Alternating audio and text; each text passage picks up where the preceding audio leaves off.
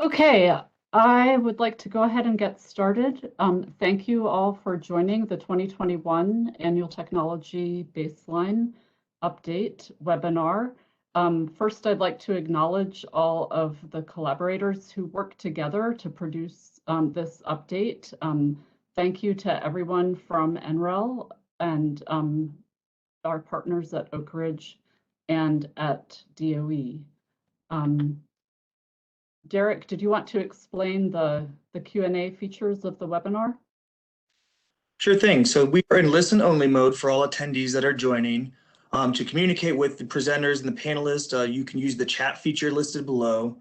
And if you see here in the picture here, you can click on these three dots and pop up the chat feature. You can feel free to use that and respond to everyone when you're here. That way everyone, all the attendees and all the panelists will see your questions and comments. If you have a question, feel free to use the Q&A feature, and that'll be specifically for questions and answers. We will be recording this, and it'll be posted to the ATB website after the call. If you do have audio issues, feel free to dial in by phone. And if you have any other questions there, feel free to send me, the host, a chat. And if you have any questions or concerns, feel free to reach out directly to me, the host, Derek Borylski. Thank you. Thanks, Derek. Okay, so as I mentioned, we're launching into the Annual Technology Baseline 2021 update, and the leads for the technologies are listed on this slide.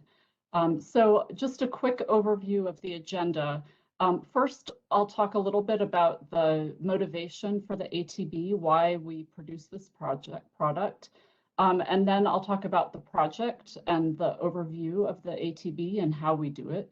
And then we'll launch into brief discussions from each of my colleagues about the technology-specific highlights that feature the new innovations that we are including in this year's projections. We'll touch briefly on the financial cases and methods that we use to produce the ATB, and then turn to your questions and comments. So we produce the ATB each year to try to keep pace with rapid changes in technologies, to provide a consistent and unified set of data about the technology cost and performance characteristics across energy sectors. And we do this both for the Department of Energy's Energy Efficiency and Renewable Energy Division for internal analyses at NREL, as well as other DOE national laboratories, as well as to provide a resource for third-party analysis. So the ATB assumptions are used in a wide variety of scenario analyses, some of which are shown here, and by many external parties, some of whom are shown here. The Annual Technology Baseline supports a companion report every year called the Standard Scenarios. And many times questions that people have about scenarios for energy futures can be answered by referring to the Standard Scenarios report. The Annual Technology Baseline feeds into that report. So the ATB offers this suite of products shown here: a spreadsheet, website, interactive charts, and data in a variety of ways, formatted data and an API, which we've tried to build up this year. So those of you who can use an API, hopefully those features will be helpful to you. This PowerPoint, as well as a recording of this webinar, are also available via the website. And I wanted to note for everyone that next year we are likely going to take on a significant change to the spreadsheet. So if you are interested in influencing the future course of the ATB spreadsheet, really encourage you to register. If you become a registered user on the ATB, we will reach out to you to try to understand future directions for the spreadsheet. So the ATB provides a lot of cost and performance data. These metrics are then used to calculate a levelized cost of energy as a summary metric for some technologies. The technologies that we have in ATB are shown here. New this year, we have utility scale PV plus battery hybrids. We have an enhanced representation of storage. And for the first time, we've collaborated with the National Energy Technology Laboratory to produce projections that take into account technology innovations for fossil and carbon capture and storage technologies. So you'll find that our natural gas and coal assumptions are all new based on NETL this year. And that was curated by the US Department of Energy Fossil Energy Office. So as far as our methodology, we undertake 3 steps to produce the ATB assumptions. So essentially, we need to make binning decisions about technologies and resources. So we have resource bins and technology, representative technology categories for each technology. We develop cost and performance assumptions based on technology innovations within those bins. And then we calculate the levelized cost of energy for some technologies. So the technologies, resource bins and technology categories are shown here for each of the technologies.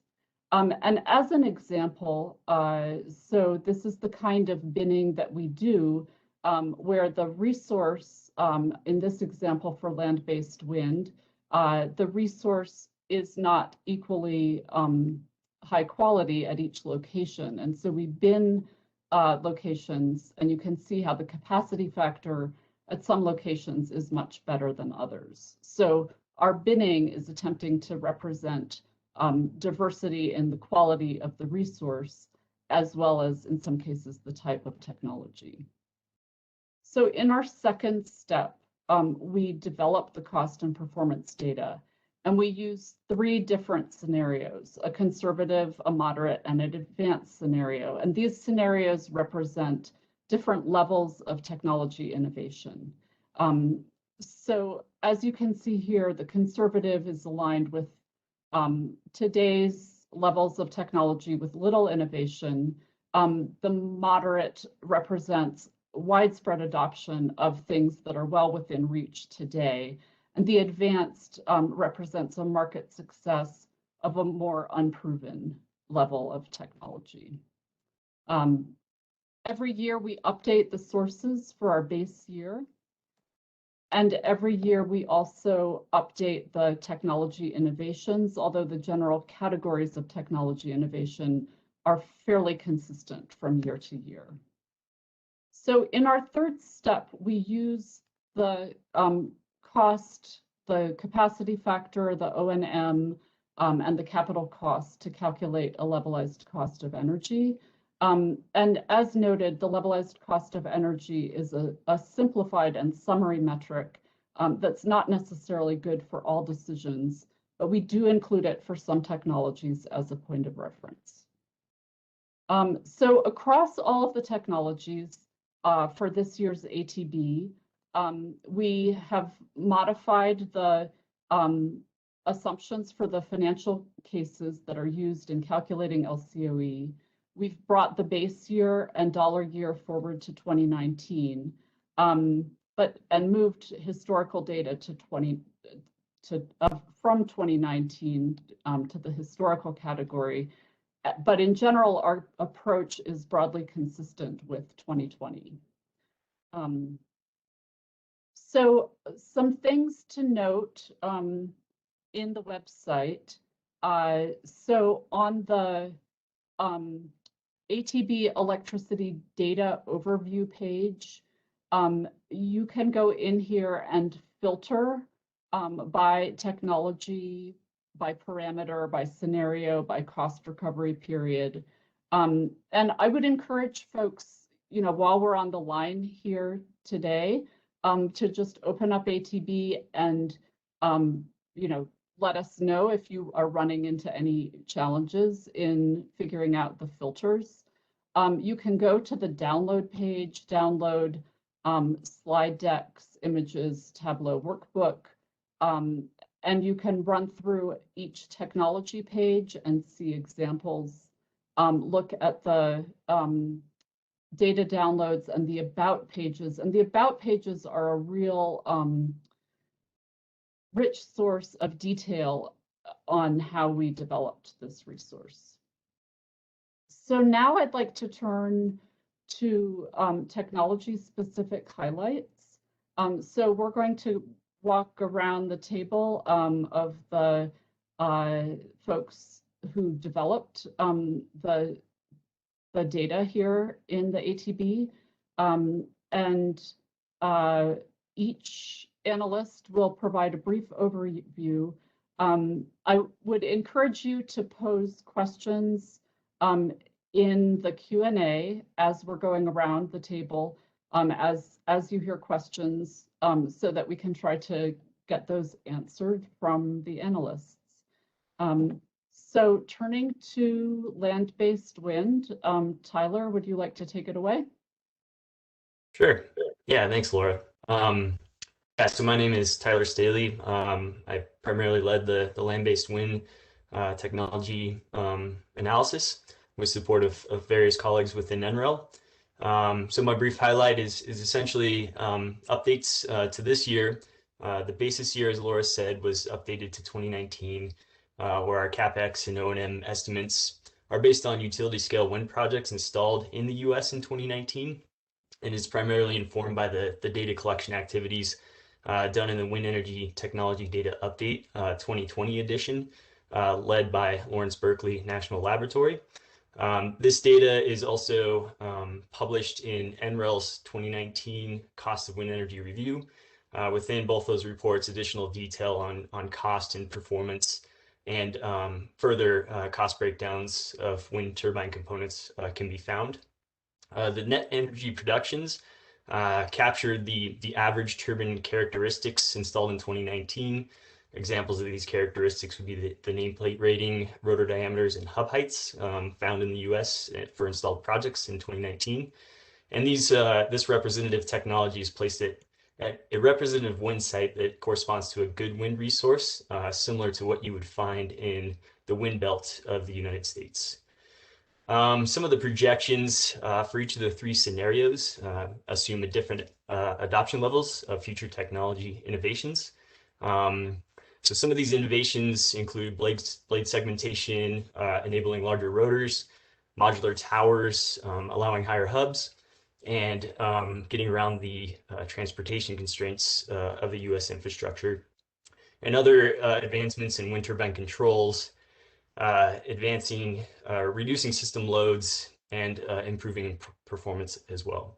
The three scenarios for the future system cost and performance are defined and estimated by assuming a specific nameplate, rotor diameter, and hub heights in combination with bottom-up cost modeling and performance tools. The graphic you see in the slide here currently is representative as wind class 4. This is kind of our representative site within the US, typical of a good wind resource. Overall, the resource is split into 10 different wind speed classes, and it's based on annual mean wind speed, which is consistent with those representative in the NREL Reads modeling. Additional details on this wind speed classification can be found on the ATB website, so I encourage you to dig into that. The estimated cost reductions for CapEx and O&M in combination with the improvement capacity factors result in reducing LCOE by the three scenarios, with the greatest reductions being found in the advanced scenario. Basically, in comparison with last year's ATB, we see similar trends for capacity factor improvements, O&M, cost reductions. However, this year we integrated additional CapEx reductions from increased adoption levels of advanced controls. This new assumption results in about a $3 per megawatt hour difference in 2030 from last year's ATB. So that's primarily the difference from last year's ATBs is CapEx, additional CapEx reductions for future projections. And that's a brief summary from my end, Laura.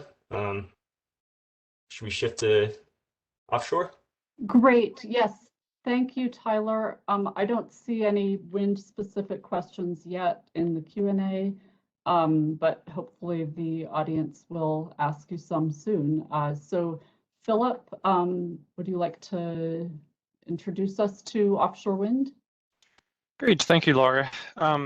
Yes, for offshore wind, I should start with a disclaimer to say that, as of today and as of 2019, there has obviously been there hasn't been any commercial scale offshore wind plant in the United States. So the focus of our cost assessment and, to validate our cost estimates for US plans is really more in sort of the early, 2020s, so 2022, 2023, when the first offshore wind plants are expected in the United States. Compared to last year's ATB, our assessment for the various cost components have actually not changed that much for the baseline. You will see slight reductions in CapEx and OpEx and a slight improvement in capacity factor as well for the 2019 baseline. We feel that our assessment from last year is still fair to characterize, what we would consider a hypothetical cost for a 2019 commercial scale offshore wind plant.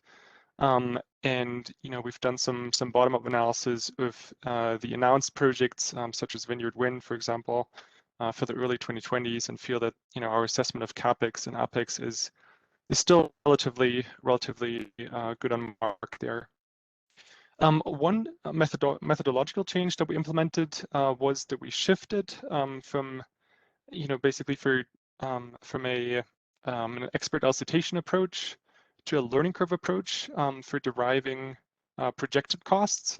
So for the cost between 2020 and 2050, we have been using an expert elicitation that was published in 2018 to assess how costs and performance would develop over time in the past. And we're now using a learning curve approach where we're basically using empirical project data between 2014 and 2020 to basically develop an empirical relationship of where costs might go to in the future. So you'll see those reflected here in our projection numbers. For those, we're making assumptions around where, how much deployed capacity we would expect by 2030 and by 2050. You'll find the details of sort of the methodological, details in the description of the technology.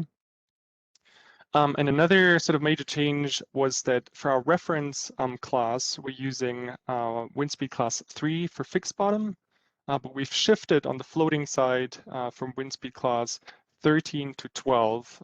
Wind speed class 12 represents a higher speed resource, and we feel that that is more representative of, for example, the call areas that are announced in California at the moment. In terms of technology parameters, we've held those constant compared to last year. So we're still assuming a 6 megawatt turbine in our baseline year of 2019. And for 2030, in the mid scenario, we're assuming a 15 megawatt turbine. For the moderate scenario, an 18 megawatt turbine for the basically the advanced scenario, and a 12 megawatt turbine for the conservative scenario. That's all unchanged from last year. And yeah, that's I think that's all that I got on offshore wind. Great, thank you very much, Philip. Next up, we have Dave Feldman to talk about photovoltaics. And after that, we'll go to utility scale photovoltaics plus battery storage. Dave?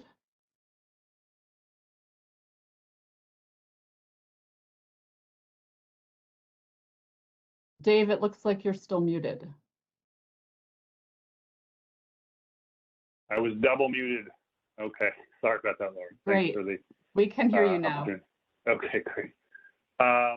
So yes, I'm David Feldman. I led, we have three to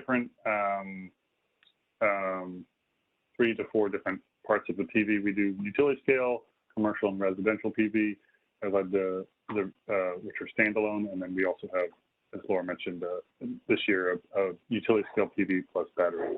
I led the PV standalone and supported the PV plus battery storage. The major changes that there's sort of two buckets for all PV this year. The first is that, as we do every year, most of our current and sort of 2019, 2020, 2020, 21 numbers are based off of our annual benchmark report that NREL produces, the U.S. Solar Photovoltaic System and Energy Storage Cost Benchmark. So numbers for this report are based off of our Q1 2020 report. And so all CapEx was, sort of current year was modified to include those updates. In that report, we also updated O&M, and that's a little bit different from what we did last year. We include a few cost categories that aren't typically thought of as what a lot of folks call O&M, but really go towards the sort of the ongoing operating costs of the system. Those things would include land lease costs, property taxes, things like that.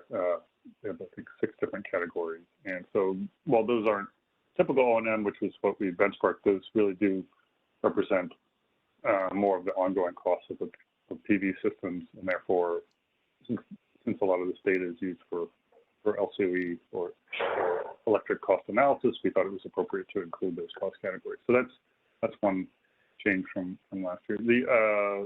The other significant change in the previous ATBs, for capacity factor, we have historically chosen 3 or 5 representative locations around the U.S., like Kansas City or Phoenix or things like that.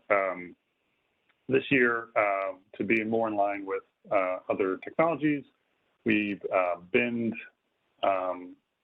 We made 10 resource classes and binned the U.S.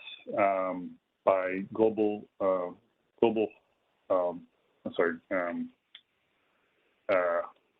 horizontal radiance. So every part everywhere in the U.S. there's depending on sort of how sunny it is, sort of have an impact on the performance, and we sort of binned the U.S. into 10 bins and ran our REV model for capacity factors across the U.S. by county, and then we averaged those capacity factors based off of for utility scale available land and for commercial and residential by population in each county. So we also changed from this year to last year. Previous years we'd been using the benchmark report that I mentioned, the system losses calculated there, but in this year we use system losses that are more consistent with default characteristics in SAM and the REV and READS model. So the other change that we made. We also, I guess lastly, last year, I think it was the first year that we started showing improvements in capacity factor over time, which we thought was important. There are a variety of things, research efforts underway to improve capacity factor, and certainly with the introduction of bifacial modules that are becoming more and more popular in the U.S. and globally, we thought it was important to sort of capture that. So this year we've made slight changes. I think the improvements are not quite as dramatic as they were in last year, and so you'll see improvements not go up as much as they did last year, based off of new research and information that we've gathered. Those are the big changes. Great, Dave, thank you so much. Yep. So next up, we have Caitlin Murphy to talk about one of our new technologies, utility scale solar PV plus battery. Caitlin? Yes, thank you, Laura. Hello, everybody. My name is Caitlin Murphy, and I'm a senior energy analyst at NREL. I either lead or co-lead a lot of NREL's work in trying to understand the future value of hybrid systems, with a lot of our early work focusing on PV plus battery hybrids. So as Laura and Dave mentioned, this is the first year that the ATB includes a technology entry for the utility scale PV plus battery hybrid systems. This edition was really made to reflect the growing industry interest in these technologies. So we're seeing in the interconnection queue data across the country that in some market regions, this actually makes up the majority of proposed solar projects. So a decline in maybe standalone PV projects in certain regions, and instead being replaced by some of these hybrid systems that will combine utility scale PV and battery technologies together in a variety of different configurations, some of which we don't always understand based on the limited data that's provided in the interconnection queue data. So a lot of what's included in our ATB entry is rooted in the same information that Dave just presented for utility scale PV and what you'll hear for utility scale battery systems in a couple minutes. So I won't spend my time here repeating what you're going to hear from them. Instead, I wanted to spend this time focusing on the most important decision we had to make in this edition, which was figuring out which configuration of utility scale PV plus battery hybrids we wanted to include in the ATB for our first cut at this. So as I mentioned, the interconnection queue data is sometimes pretty limited in terms of what we can see for PV sizing, battery sizing, and then the nature of coupling between those technologies in the hybrid systems. So for this first cut, what we decided to do was take a pretty conservative approach and try to root our presentation in what it is we're seeing for the technologies and the systems that are online today and those that are being proposed with the most detail in the interconnection queue data. So what that turned out to be is a PV array that's pretty typical of your normal utility scale PV project without a battery. And then we couple that with a battery component whose size is about half the capacity rating of a shared bidirectional inverter. So our default configuration is what we would typically refer to as a DC coupled system. And we've provided the cost and capacity factor information for that configuration in the spreadsheet and the data that you would download. But in our documentation, we also included some cost information for what the system would look like if we were to use separate inverters instead. Because this nature of coupling, I would say, is one of the most uncertain features of hybrid systems in the near term and also over the long term. I'll also just note that, we do expect that the industry will be pushing more and more towards oversizing the PV array. So this configuration doesn't necessarily do justice to all the synergies that can be captured by coupling utility scale PV and batteries together. That's a direction we plan to head in future years. But for now, we really just wanted to get this out there and start populating our models with information about what a coupled system looks like and how that would change some of our grid evolution scenarios going forward in time. In terms of the results, so what you're looking at on the slide here today, you'll see that both the capacity factor and the LCOE for the utility scale PV plus battery systems, those are both a little bit higher than what you'll see for utility scale PV. This is consistent with what we're seeing in our analyses, and it importantly doesn't reflect the non-energy services that the coupled battery can provide in these cases. So we're not capturing all the benefits that a hybrid system could provide, both from the operator's perspective, but also the plant owner's perspective. In terms of the trajectory, so looking forward in time, you'll see that our trajectory looks a lot like the utility scale PV one, and that's not a coincidence. It's because we're really rooted in that information. We do see sort of rapid cost reductions over time, especially out to 2030, and then a more moderate reduction after that. So all of these trends are driven by the same information that Dave just presented in terms of how we achieve these cost reductions over time and also the capacity factor improvements. You'll also see that the impacts of the markets and policy button on the left-hand side here, those are also pretty similar to what you would see in utility scale PV because we do allow the battery component in this case to qualify for the ITC. So we're capturing that guidance from the IRS and the ability for a coupled battery to be able to qualify for the ITC benefits as well. That's everything I wanted to share today. Please don't hesitate to reach out either in the Q&A or by email if you have questions, since this is a new entry in the ATB. Thanks. Thanks a lot, Caitlin. And I would encourage everyone to pose questions for Caitlin in the Q&A as soon as you think of them. I did also want to clarify one thing that Caitlin mentioned regarding the financials scenarios shown here. So there are two sets of financial assumptions. The market and policies set of financial assumptions does include the PTC and ITC. The R&D set is meant to just reflect innovation without those policy incentives of the ITC and PTC. So next up, we have Chad Augustine presenting about concentrating solar power.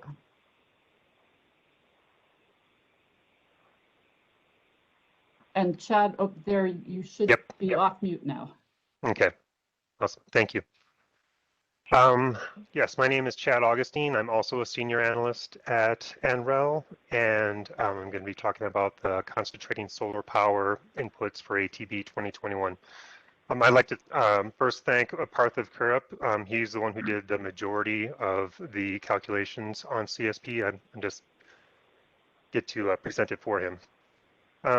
For concentrating solar power compared to 2020, there weren't too many updates. Obviously, we updated the basis year. Within the documentation, we also updated the classes so that they align with PV, with the same classes as PV, so that there are 12 of them, with class 1 being the best class. Another change for this year is that we developed our current cost assumption within the system advisor model at NREL, also called SAM. And so we have a SAM file that represents our reference case here in the ATB. So if you like, you can start with ATB and then make additional changes to it, to that scenario within the SAM model, if you like. Overall, for the three scenarios, the moderate scenario is assumes some improvements within the CSP system. The base case is what we call a Gen 2 system, which has a upper temperature of 565 degrees Celsius using molten nitrate salts and 14 hours of thermal energy storage. In the moderate case, we assume that system upgrades from a steam turbine to a supercritical carbon dioxide turbine. That with some other changes, improvements in heliostat costs, lower costs from currently, which are about $701 a watt, but those costs about 30% to about $4,600 per kilowatt. Again, that's for 2030 in the moderate case. In the conservative case, we don't assume any changes or improvements, so the costs are constant. And for the advanced technology case, it mirrors DOE's Gen 3 scenario, which increases the receiver temperature to over 700 degrees Celsius, which improves the efficiency. It also switches over to a supercritical carbon dioxide power cycle, which improves efficiency and has lower heliostat costs as well. And yeah, so that one, like I mentioned, tracks the Gen 3 scenario or Gen 3 plan from the Department of Energy. And I think that's all I have for updates for CSP in 2021. Great, thank you very much, Chad. So next up, we have Greg Rhodes to present on geothermal. Thank you, Laura. Hi, everyone. I'm Greg Rhodes. I'm a geothermal analyst here at NREL. As in previous years of the ATB, we use DOE's Geothermal Electricity Technology Evaluation Model, or GETM, to perform bottom-up cost modeling for representative geothermal power plants. We do that for flash, binary, and EGS, or enhanced geothermal systems. And the fact that the reason those are representative is because of the site-specific nature of geothermal resources. In terms of major updates, we updated the producer price indices from the Bureau of Labor Statistics, as well as worked with industry and DOE to evaluate recent research efforts. And based on our recent forage drilling, which is an ongoing DOE project, we reduced drilling costs modestly. Those are slightly offset by increases in producer price indices. And that's why you'll see a fairly limited change from last year's LCOE and CapEx estimates. We're based on the continuing research at the Forge project and improvements that industry has experienced. We expect to see greater decreases in CapEx and O&M costs in the coming years. And for this year, we again were fairly in alignment with the DOE's 2019 GeoVision report, which sees significant cost improvements based on improvements in drilling rate, drilling bit life, and successful creation of enhanced geothermal systems. So you see a major inflection point on the figures here in 2030, and it's assumed that we achieve most of those major innovations by 2030, and so we have an incremental and linear decline until that point. And then out to 2050 is a linear decline rate, linear learning curve, based on analysis done by the Energy Information Administration. And just one thing to highlight here is, again, you see a relatively high capacity factor. This particular figure is for flash technologies, but across geothermal resource base, we use a fairly high capacity factor, and in fact, we may increase that in the coming years based on ongoing discussions. I think that's all I had, Laura. Thanks so much, Greg. So next up, we have hydropower, and unfortunately, our lead hydro analyst from Oak Ridge National Laboratory, Debo Oladosu, was unable to join us for this webinar today. But we have Stuart Cohen from NREL, who will present on hydropower instead, and then also present on pumped storage hydro. Stuart? Yeah, thanks, Laura. So yes, as Laura said, I'm filling in, so I'm not the most familiar person with the hydropower changes that have been made for the ATB 2021. But I would point out that really the main difference in 2021 is that there's a new cost model that was developed at Oak Ridge for the non-power dam resource. And so particularly if you go onto the website, you can see that there's now a lot more detail there. And so the capital costs were assessed using a bottom-up cost model for so far about 100 individual sites that's going to be expanded to thousands of potential non-power dam sites across the United States. And so now the ATB contains detailed component costs and design characteristics with all these sites. And then what shows up on the high level plot that you're seeing here is just an example of one of the characteristic sites that are being used to demonstrate the capital and FOM cost improvements. The capital cost improvements for non-power dams were also updated with new information associated with expected increased use of advanced materials such as composites in some of the structural components and turbines. But largely, a lot of the cost projection information also remains the same as in previous years, where it was developed for the 2016 DOE hydropower vision. And so that's really just a quick summary of the updates on the hydropower side.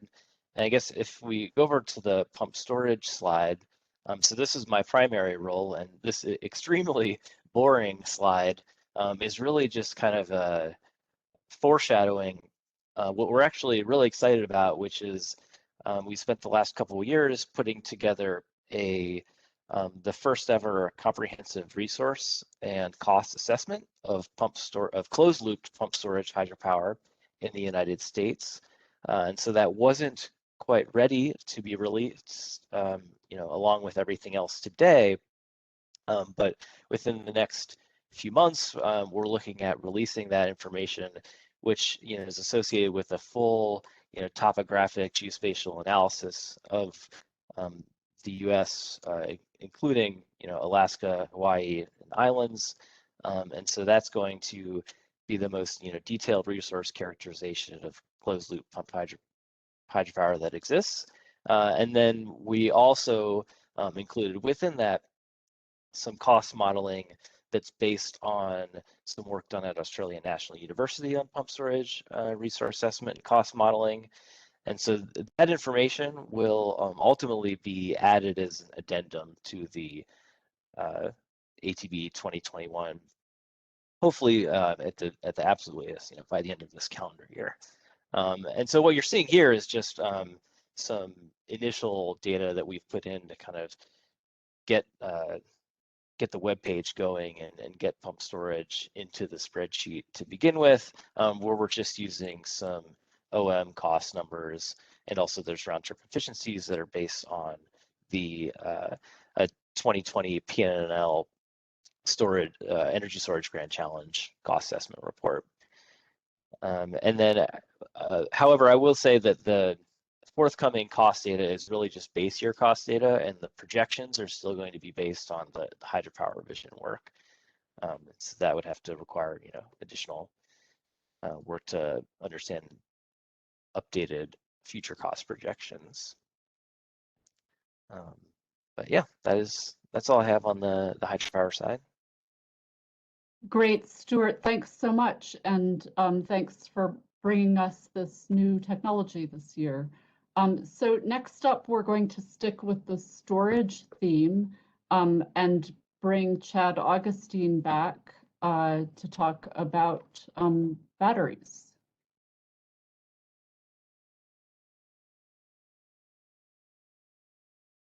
Thanks, Laura.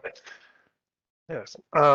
Yeah. So for battery storage, we have 3 different scales: utility scale, commercial scale, and residential scale battery storage.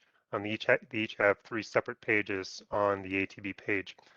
All of those projections come from, or I'm sorry, I should say, are based off of the methodology we used in the energy storage futures study, but the numbers have been updated since then to 2021 numbers.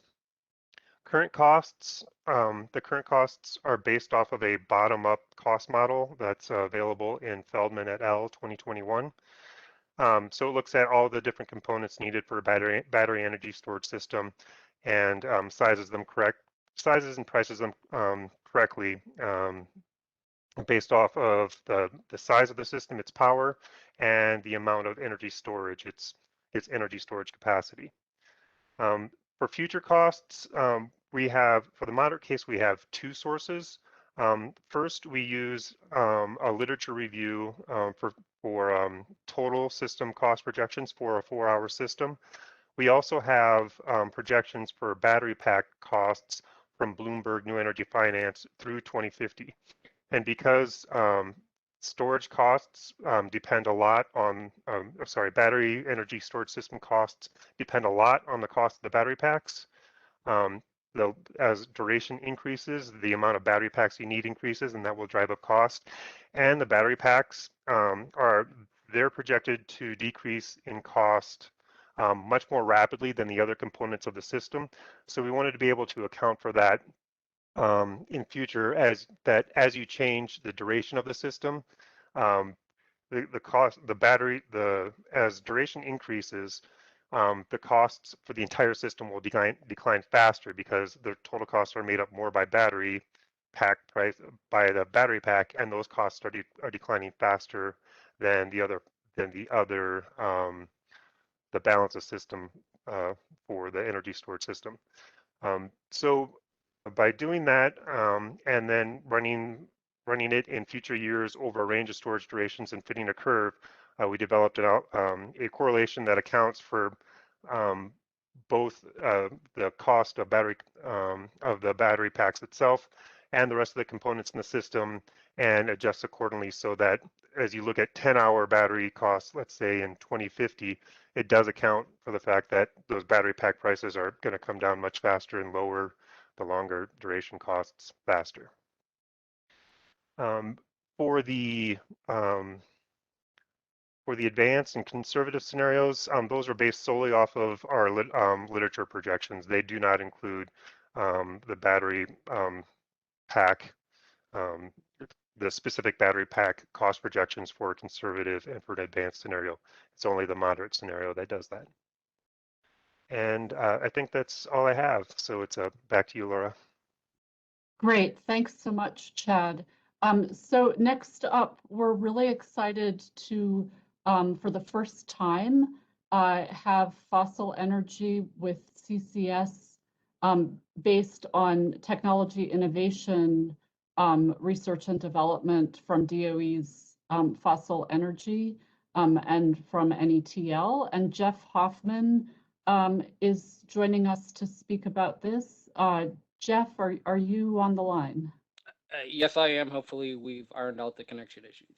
I can hear you. Thank you. Very good. And thank you, Laura. As mentioned earlier, the 2021 ATB includes performance and cost estimates for coal and natural gas fueled electricity generating technologies provided by DOE's Office of Fossil Energy and Carbon Management. And you may note the addition of carbon management to our office name. That is a recent change to better align with the current focus on carbon management technologies. FECM's inputs for 2021 were meant to align with the fossil fuel technology options that were previously represented in past ATB releases. Future participation is expected to include retrofit options for existing coal and natural gas fueled options, as well as data for systems equipped with CO2 capture greater than 90% and or additional partial capture rates. Estimates of cost and performance for currently available fossil fueled electricity generating technologies are representative of current commercial offerings and or projects that began commercial service within the past 10 years. Coal fueled options include pulverized coal plants with and without carbon capture, including mid-level capture, approximately 36% reduction, and high levels of capture, approximately 90% reduction.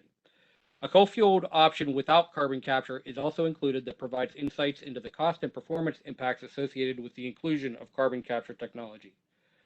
The cost and performance estimates are based on bottoms-up techno-economic analyses that are well documented in FECM's Cost and Performance Baseline Report published by the National Energy Technology Laboratory.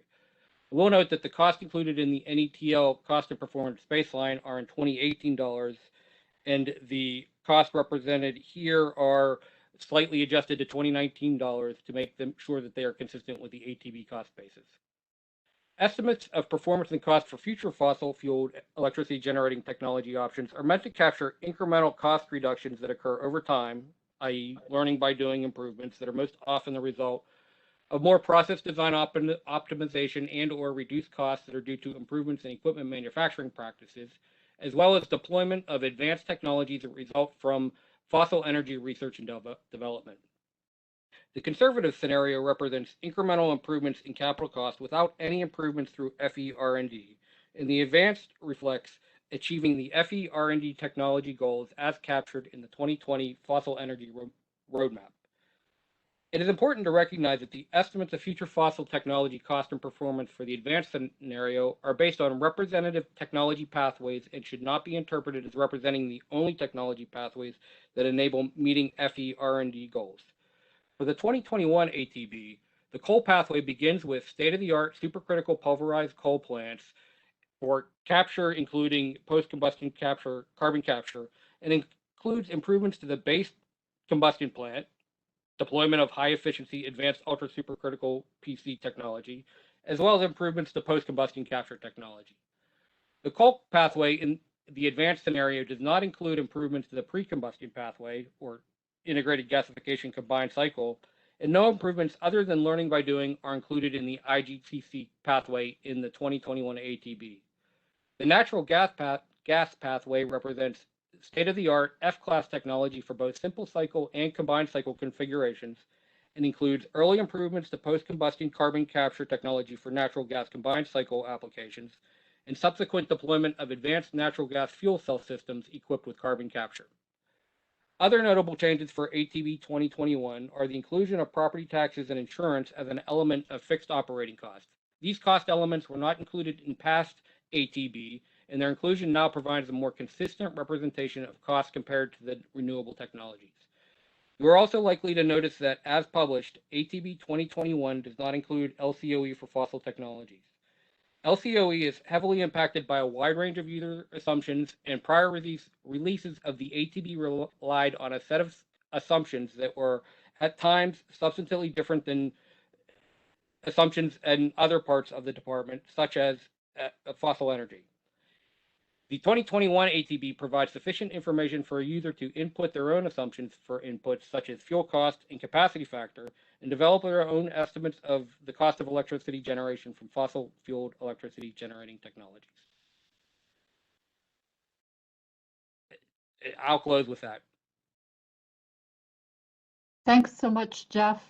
And we have one more technology to discuss. But while we're doing that, I hope that everyone thinks about questions that you'd like to pose during our Q&A. We have a great start, and we're looking forward to answering your questions, but would welcome others. So please submit your questions. And for the final technology, Wesley Cole will be presenting. Wesley?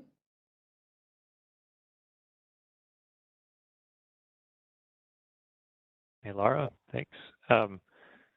So for Biopower Nuclear, these are pretty straightforward. If you're familiar from prior years, we pulled several technologies from the Energy Information Administration's annual energy outlook projections.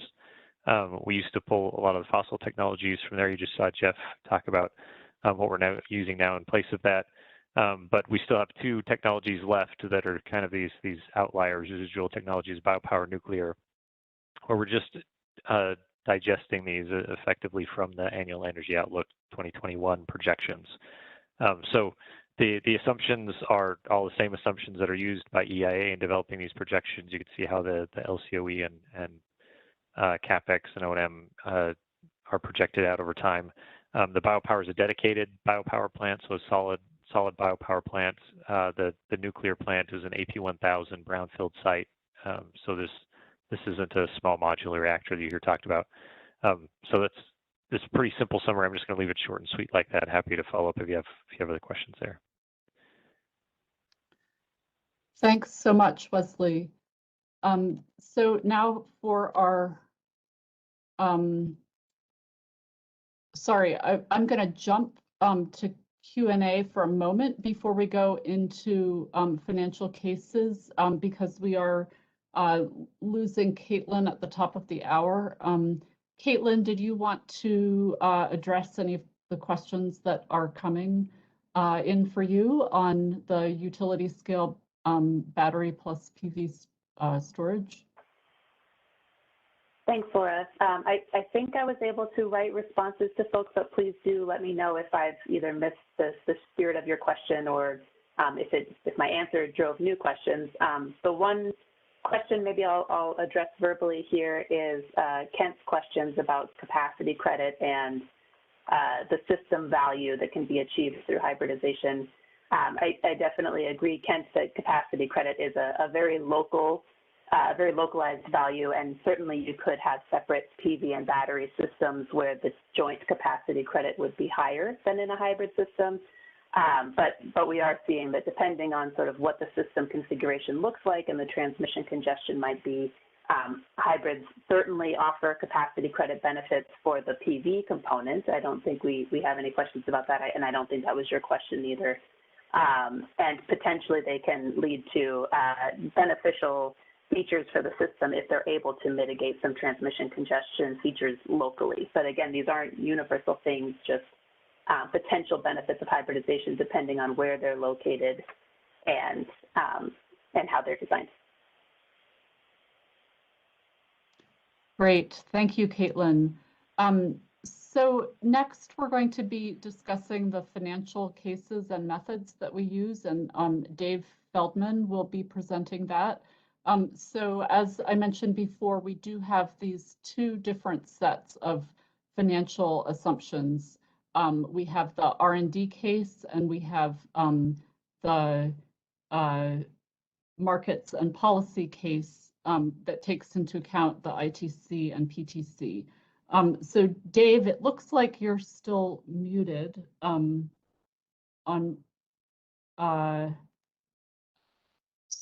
so yep, there you go. Yes, on purpose. So yeah, thanks, Laura.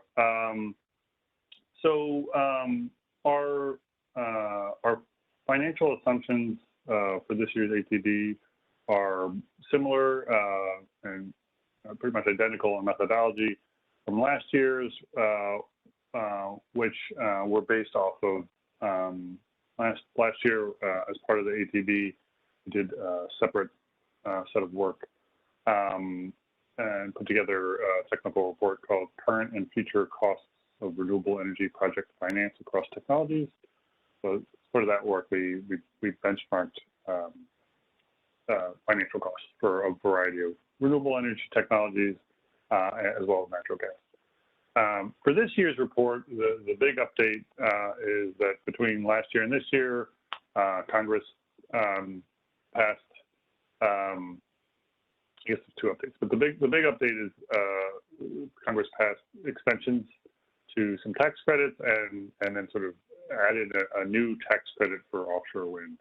And so because those tax credits change, financing is set up to optimize to optimize those tax credits. So oftentimes, while tax credits are obviously beneficial, they mean that projects have to adjust how much debt they can put on a project, so that changes the capital structure. So because of the increased tax credits, we had to change the debt percentages between last year and this year because of those extensions.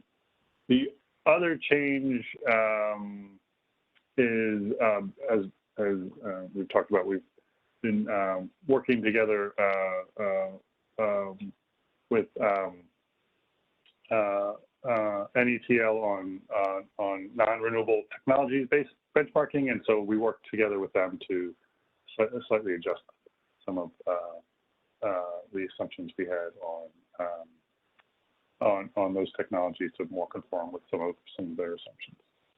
But as you could, that was the second. But as you can see on this graphic, going back to the first big change, this shows to the left. You can see the debt fraction changes over time, and you can see all of them going up over time as these tax credits slowly phase out as they're scheduled to under law, or in some cases phase down to 10% for solar. But and as you can see on the right-hand side, with the R&D case, there's no tax credit, so there's no need to change. I guess the other thing to mention is, you know, the R&D financing case represents a WACC, or a cost of financing, that is really not seen in the marketplace for renewables, and that's so in some ways it's artificially low, but it's not that it's artificially low, it's that we live in a world with tax credits, and so what we're modeling here is a world without tax credits, and that's why there's a difference. That's all I'll say about that, unless there are any questions.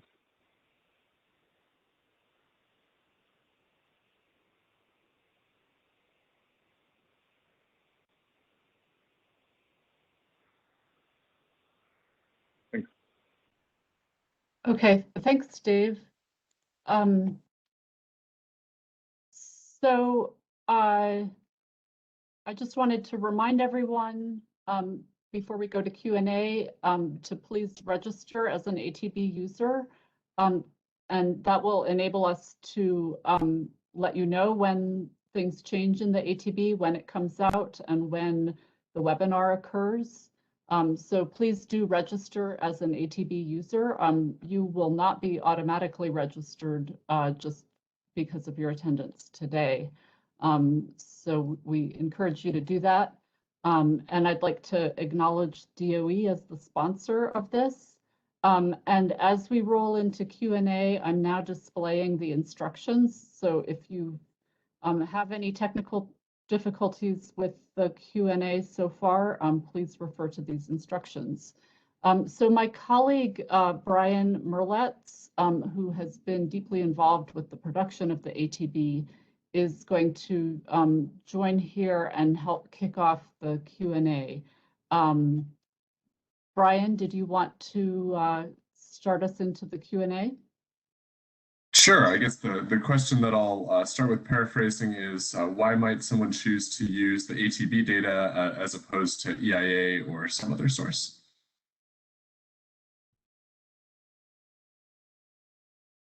And is that a question to me? Yes. Okay.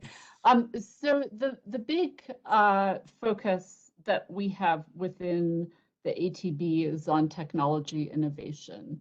And so because we are based in the DOE's energy efficiency, renewable energy research and development, and fossil energy and carbon management research and development, our network of national laboratory and DOE program managers is very aware of the R&D that we are doing and the technology innovation that we expect and anticipate in the coming years from that effort. And so the ATB is really intended to reflect what technology innovations we anticipate from that R&D perspective. You know, certainly there are many other sources of data and projections, but we think that our perspective on the technology innovation side is a unique contribution to that set of different options. Great, thank you. For the next question, we already got a great answer from Tyler in the chat for land-based wind, but the question was about multiple technologies, so I'd like to get an answer from both David for PV and Philip for offshore wind. So for wind, offshore wind, solar, etc., can you give us specific locations and nameplate quantities of the various class resources? For example, how many gigawatts of class 1 onshore wind resources exist, obviously replaced with your respective technology, and where are those resources physically located?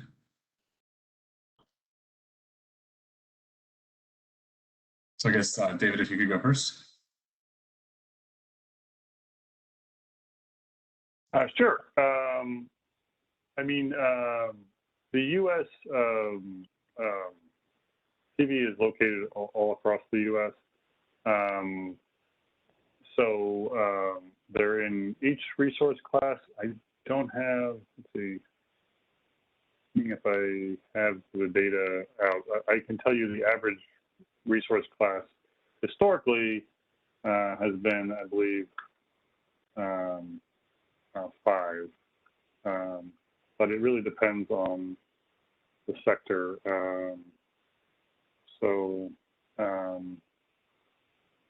Yeah, so the overall average is the resource class is about a 5. For non-residential or commercial PV, it's more like a 7.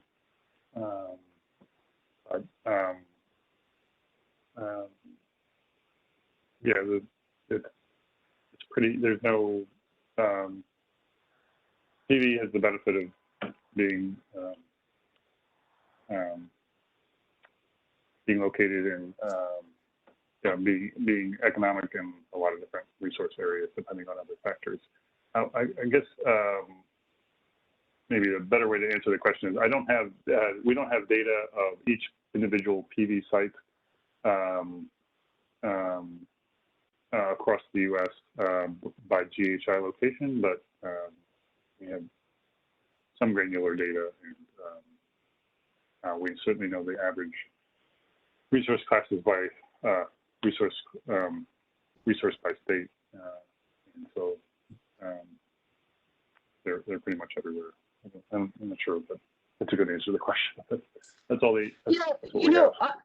Dave, I would also just like to clarify that the ATB does not have detailed geospatial resource data, but there is very detailed gridded geospatial resource data available for wind and PV, wind and solar from NREL. And so, I mean, I think, you know, if folks come to ATB with questions that are really kind of resource geospatial data questions, I usually refer them to those data sets. So ATB sort of necessarily, because it is a summary product, is binning resource, but you know, if someone wants to drill down into very granular data, those data sets are available. Thanks, Laura. This is Philip, and yeah, what I'll add here, this is probably a good description for the sort of the offshore wind resource as well. So for the ATB, you know, we do rely on a resource assessment that goes basically from shoreline out to the EEZ, the economic exclusive zone, take into account you know, spatial exclusions, competing uses, and assess the the ATB cost for more than 7,000 sites for the continental US and Hawaii. You know, and that spatial assessment allows us to take into account, you know, variation in wind speeds, in water depth, and distance to shore, distance to ports. And then that entire resource of around 2,000 gigawatts is being divided up into these 14 wind speed classes, and you'll find sort of a detailed breakdown in terms of, you know, the proportions that are assigned to each wind speed class, you know, in you know, as part of the ATB documentation for offshore. So I'd refer you there for sort of the detailed breakdown as to, you know, the capacity that's associated with each wind speed class.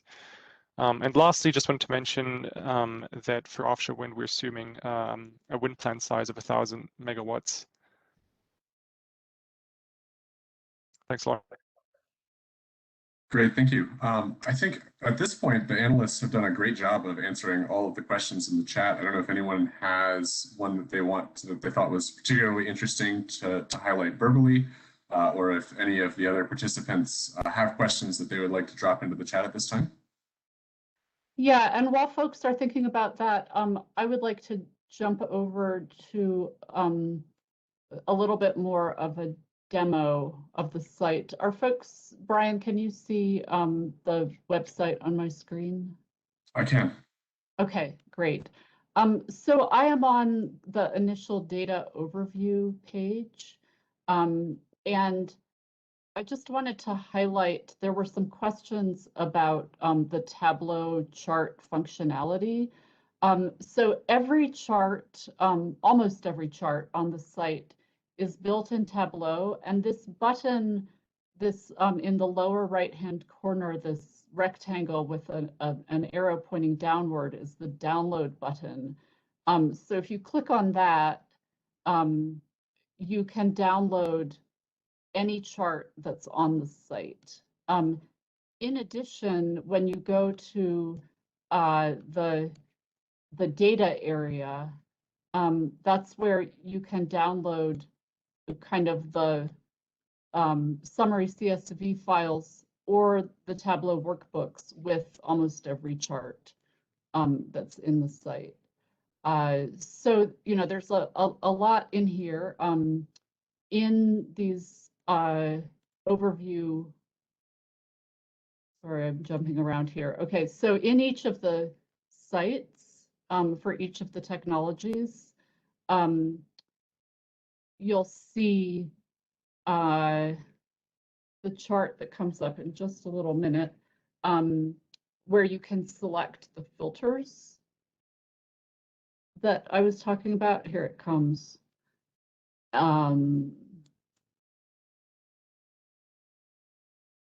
So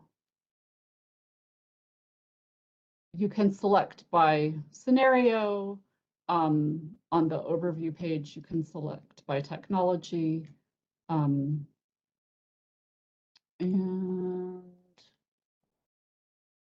there we go. So parameters, so now it's showing LCOE and CapEx, but you can select among the parameters. We have the two different financial scenarios, the cost recovery period, and these charts do display a single default technology and resource category, but as you can see here, you can choose which one to pick. So that's just a brief tour here. Again, encourage folks to look at the About section for lots of details. Brian, I guess back to you. Other questions that folks would like to highlight here in our discussion? Here we go. I think we've got one for Jeff here. Given that carbon capture and storage costs are a function of multiple components, capture costs, transport costs, and storage costs, does NREL, or I guess in this case DOE-FE, have any assumptions around these detailed components? Do we also make any assumptions around future carbon storage hubs? So in response to the first question, yes, there is detailed information in the mentioned cost and performance baseline study, which is available on NETL's website. I believe there are also links to that in the reference section of the ATB documentation. In terms of the second question regarding storage hubs, that is a work in progress. And in terms of assumptions, yes, there are characteristic assumptions for different formations. And much of that is also detailed on NETL's website. In particular, there are two spreadsheet tools, a storage cost model and a transport cost model. And each goes into regionally specific levels of detail. Great, thank you. At this point, we're out of questions. If anyone, we can probably wait another minute or two if anyone wants to post additional. Here we go. So this one's for Chad. Is residential storage assumed to be in a conditioned space?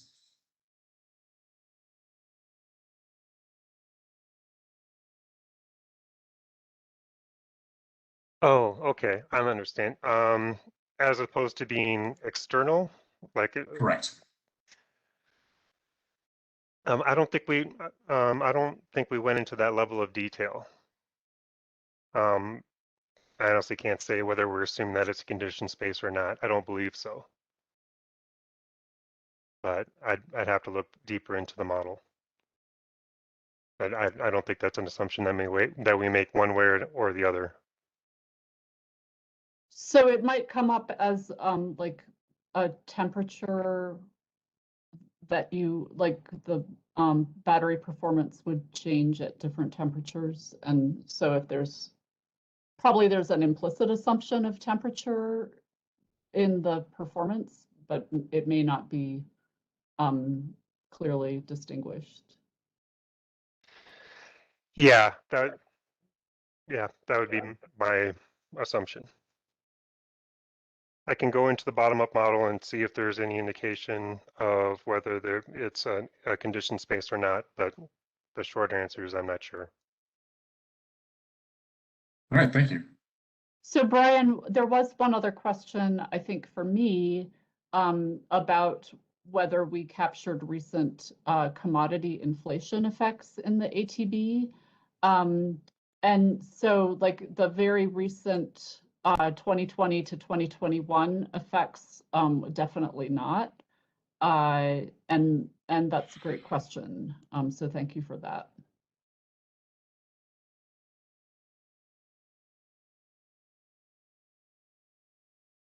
And I guess Brian, if there are other questions that were answered already in the chat that folks might like to elaborate on, we can do that as well.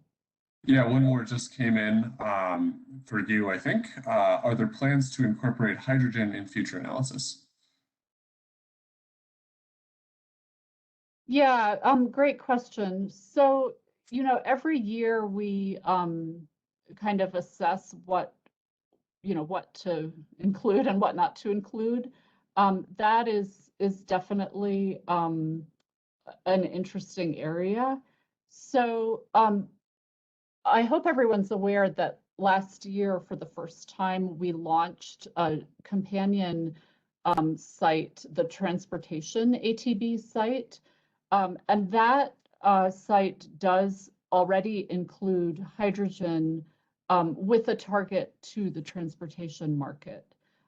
So what we have not yet done is to think about hydrogen in the electricity market.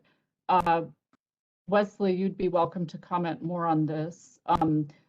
But essentially, when and if we do that, we would, want to have consistency between the transportation ATB and the electricity side of things, and have the electricity side, deal with the distinctions for electricity, like, what kind of device would be using the hydrogen. On the transportation side of things, you can see, if you jump over there, that we have quite a number of different pathways, everything from steam methane reforming to renewable hydrogen via electrolysis and using renewable electricity generation. So that's kind of our status on hydrogen. Thanks for that question.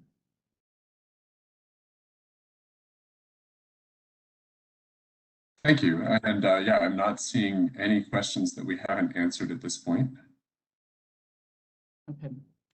Brian, are there any questions that you thought were particularly interesting to highlight for the whole group?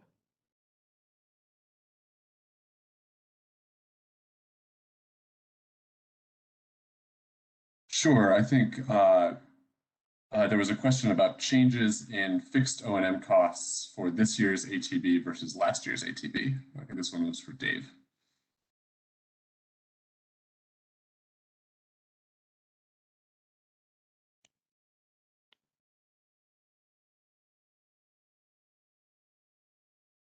Dave, it looks like you're still muted.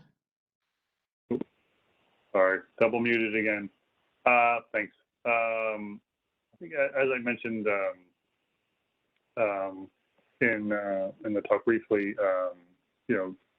between this year and last year, there's a bunch of costs that are not considered traditional O&M, and so when people talk about O&M, they don't typically think of these costs, and they might be included in a more detailed model. But because a lot of these numbers get used solely without sort of other levels of detail, we thought it would be appropriate to include those things in this year's modeling effort. So the 5 additional categories that we include are land lease costs, property taxes, insurance, asset management, and security.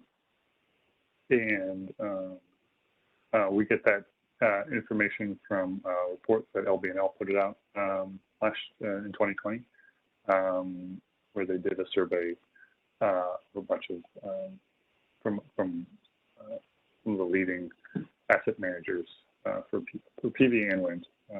So we're hoping to get more detail on that in the coming years, as far as how those numbers vary across the U.S.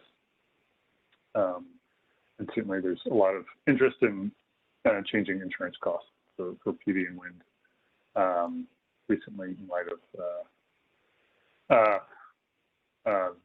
natural disasters, hail and tornado, hurricanes and things like that. So hope that was helpful. Yes, thank you.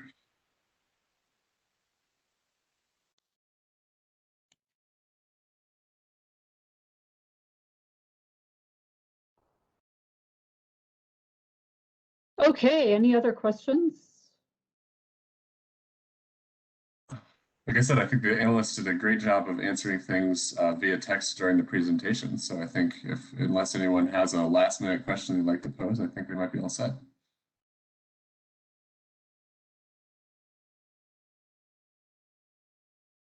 All right, well, I see 41 attendees who are still there who must be wondering something. So I'll hold the line for another minute.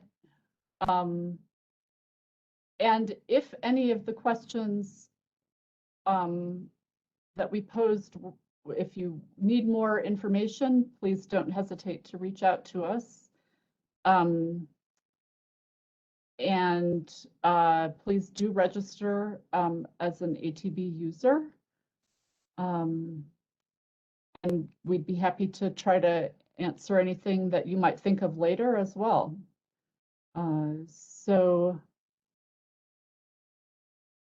unless there's anything else, going once, going twice, I'd like to thank all of our panelists very much.